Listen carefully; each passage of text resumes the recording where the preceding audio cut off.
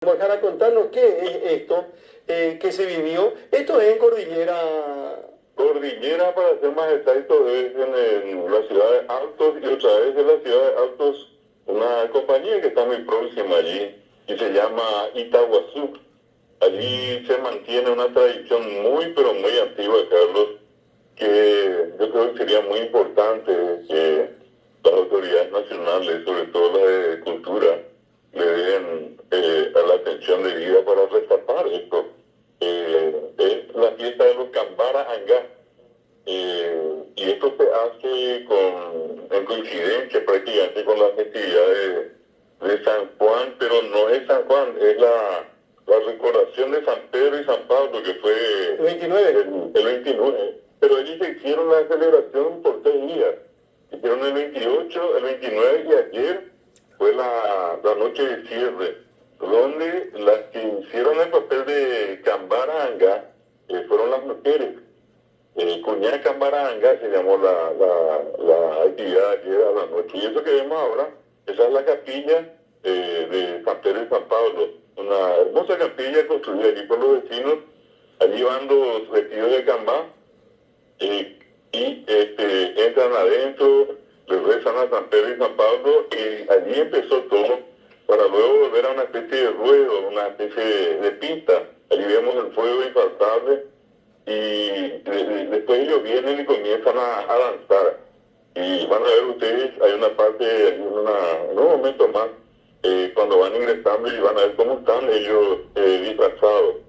Se disfrazan usan unos atuendos especiales, y te ponen una especie de cobertura, y van a ver ustedes allí hacia un costado.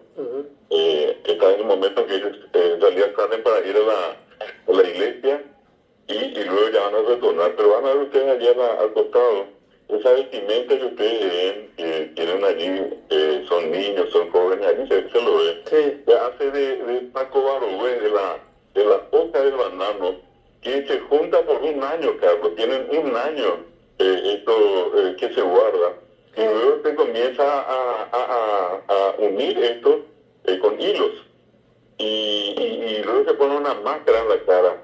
Esto es diferente a lo que hacen, por ejemplo, en Emboscada, donde este 24 de julio se celebra la fiesta de San Francisco Solano, y allí también vamos a encontrar a nosotros, pero no a los Cambá, Arahanga, sino allí se los ve a lo que se llaman los Guaycurú.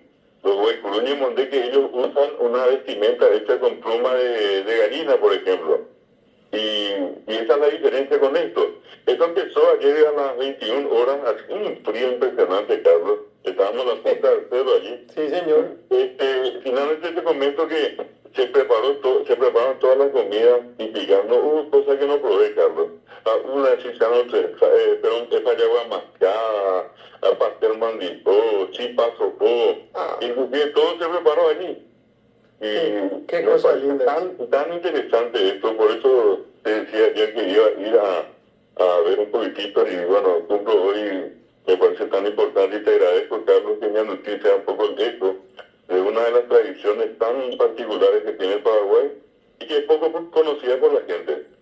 Claro, sabes que ni Claudia ni Francesco tienen idea de lo que es esto, de esta fiesta. Ellos nunca fueron, nunca participaron.